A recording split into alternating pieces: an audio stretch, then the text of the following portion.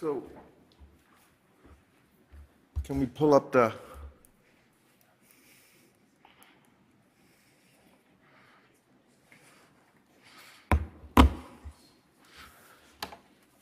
So, I'm Lucian Pugliaresi, president of the Energy Policy Research Foundation. I first want to thank some folks here in the audience, Diana Frischgott-Roth and my friends at Heritage, just down the street from us in Washington. She's been very helpful and engaging on all these issues. Ash Shastri, our man here in London, and Elon for interrupting her holiday and helping out here. And of course, the Real Clear Foundation. I'm going to show you some results of a forensic analysis we did. And Rupert Darwell from the Real Clear Foundation was very helpful in getting us a grant to start the work on this project. Now, before I get started, I'm going to sort of reinforce a lot of the comments Carla made, but to show you them in a more graphical, data-rich environment. Now, the net zero program promoted by the IEA calls for everybody in the world to reduce their carbon emissions to zero by 2050, or at least net zero. You can capture some and get it to net zero by 2050. And this is somewhat, when you begin to dig into it, you begin to understand that the initial work is driven by these large models. And by the way, as Carla pointed out, the US is the world's largest oil and gas producer. It turns out that for the United States, it's an instrument of national power, it creates wealth, and the proposal on net zero was actually initiated somewhat by the Biden administration, but we have a constitutional republic, you can't do everything you want to do. And on the first day of the administration, they killed something called the Keystone Pipeline.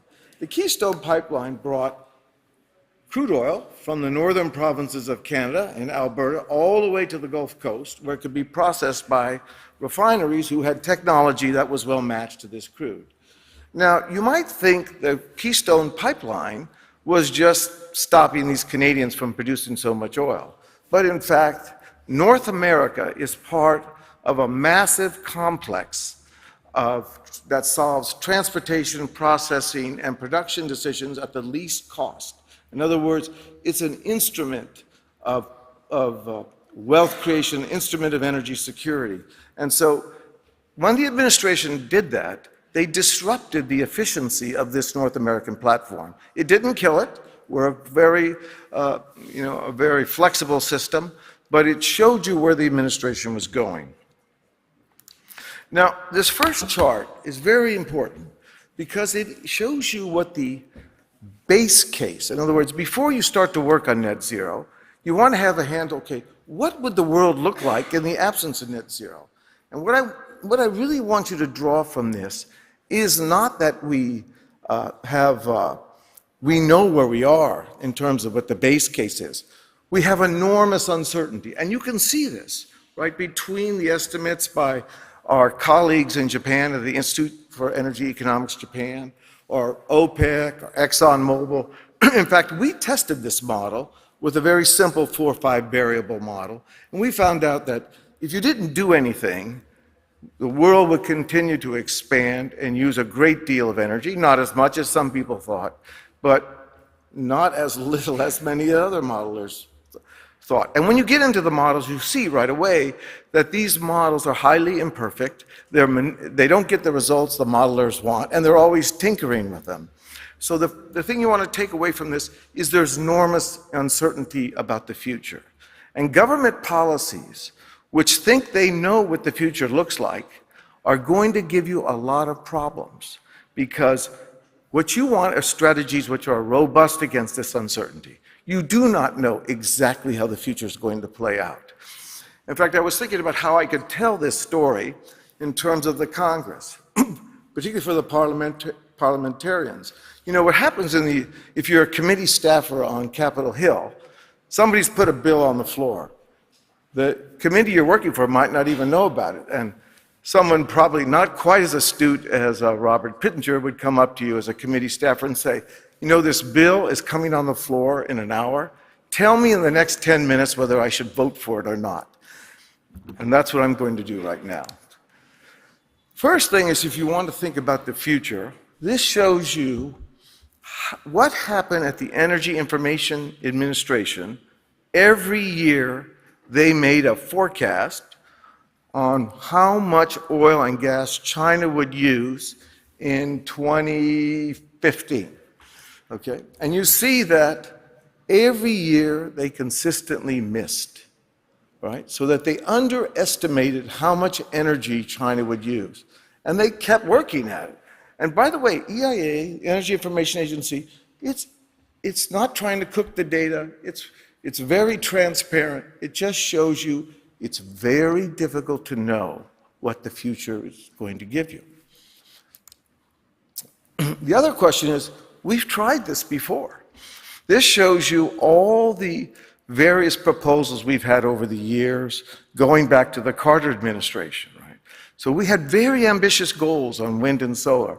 And you can see, even after spending billions of dollars, enormous regulatory initiatives, in terms of the most recent data, we're only about 5% in the US of wind and solar, of primary energy. And if you throw in hydropower and some biofuels, a lot of things we already had, we may be up to as much as 12. Now, how difficult is net zero? I think that's there's a lot of discussion about it. Anybody watching some of the chaos on the London cameras and the political disruption taking place over the rising cost of driving your car into London can sort of relate that it might be quite difficult. And this shows you some of the instruments. I won't spend much time on that, but part of the transition to net zero and this is done from a Princeton study, and it's embraced by many people, is that we can seamlessly alter behavior channels. We can seamlessly change our power system, heavily reliant on reliable base load from fossil fuels or nuclear power, to asynchronous sources like wind and solar. It's very difficult. The list is long. And keep in mind, in the history of the world, we are not using any less of any fuel. That includes wood. So the amount of wood we're burning today is no less than our ancestors in Neanderthal times were burning. All the fuels we're using today, we're using more of. To the extent that we bring more wind and solar, we're adding to the fuel supply. We have not transitioned away at all, and I'll show you that in a minute. Now, there was a discussion about EVs. There's a great study by Mark Mills. And by the way, our study and these slides are available to you. You can either get them off our website or from Lucas, or just ask me. And Mark Mills is a very interesting character. He does a lot of work on mining. And there's a fascinating interview. I encourage you to watch it when he's talking to the ESG officials at Skagen in Norway. And they become quite stunned. He explains how much ore you must move to produce one medium-sized lithium battery. Turns out you need to move at least 500,000 pounds of earth in different forms. And there's a calculator on the MIT website to help you with that. But that particular process uses a lot of energy. So Carla mentioned this, and what she was saying is the amount of energy it takes to produce a lithium battery, when you deliver that car to the showroom, it's already in net deficit compared to an internal combustion engine. So one of the problems with the net zero initiatives is that it's technology-based. It's not systems-based. If you brought a bunch of engineers from Mars and you said, look, we're trying to reduce our carbons long-term, our carbon emissions, we'll put you in a room, just come back in a few hours and let us know what you think we should do. They wouldn't do this. They would say, okay, flood the world with natural gas, try to drive out some coal use, put a lot of money into R&D, and think very hard about adaptation. That is a strategy that's robust against uncertainty.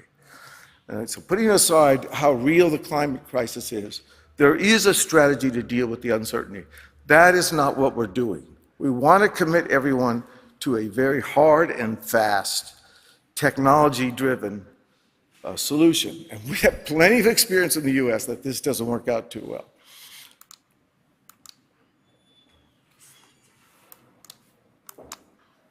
Okay, I'm going to go, okay. This is what the world primary energy supply looks like today after spending somewhere between $5 and $7 trillion on direct subsidies. I'm not talking about, renewable portfolio standards. I'm talking about direct money from the government to produce renewable fuels. And you can see from this chart that after spending somewhere around $5 to $7 trillion, the amount of renewable fuels is extremely small. This means it's a very difficult task. It's going to take a lot of money. Now that's fine if you're Denmark and you've got 3 million people on an island somewhere that's achieved net zero. But if you're in Indonesia and there's 300 million people and it's hot and everybody wants an air conditioner, you're going to be very cautious. You might find the leadership signing up for certain kinds of provisions, but we've spent 6 to 7 years with our colleagues in Japan, all through South Asia. And the same story we hear when we get sort of below the top leadership, we're not doing that. It's too dangerous. We'll be kicked out of office or worse. So in the developing world, I'm going to show you a slide on this. They need lots of dense energy, lots, and they need it to progress and to improve the human development. This shows you the use of emissions from certain sort of important pillars of modern civilization. In fact, 4 pillars of modern civilization: cement, steel, plastic, and fertilizer have no cost-effective substitute. This is one of my favorite charts. I know I have a colleague here from Denmark.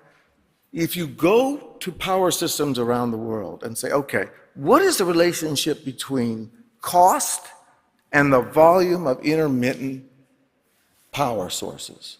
And in almost every case, you see that the more asynchronous power you use, intermittent, unpredictably intermittent power, the higher the cost of your power system. If you're a developing country, higher energy costs, higher electricity costs are not popular. And remember, if you were to really look at this program very carefully, and I encourage you to read our report, the pathway to net zero is full electrification. It's not diversification. It's full electrification of the economy. Full electrification of the economy can be efficient, but it also can be extremely costly.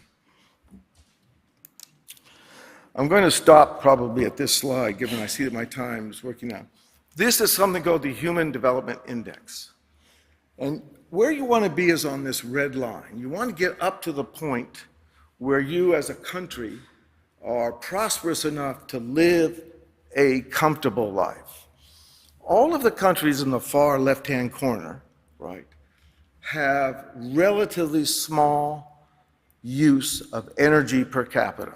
There is no development of human development without immense new increases in per capita energy. And where that energy is going to come from is dense fossil fuels. There's not much we can do about that.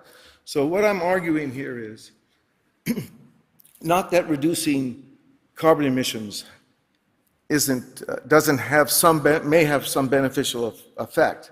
This is the wrong way to proceed. And we're going to need a major rethink of the policy of this. We're going to have to really struggle with what we ought to do. And one of the most important things we can do is to back away from a centrally planned strategy and focus more on a broad-based range of technologies and policies that will move us to a more prosperous future. And I'll stop right there.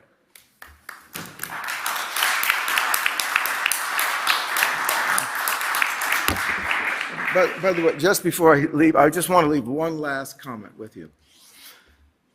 Between now and 2050, the world is going to need about the equivalent amount of energy the entire OECD uses today.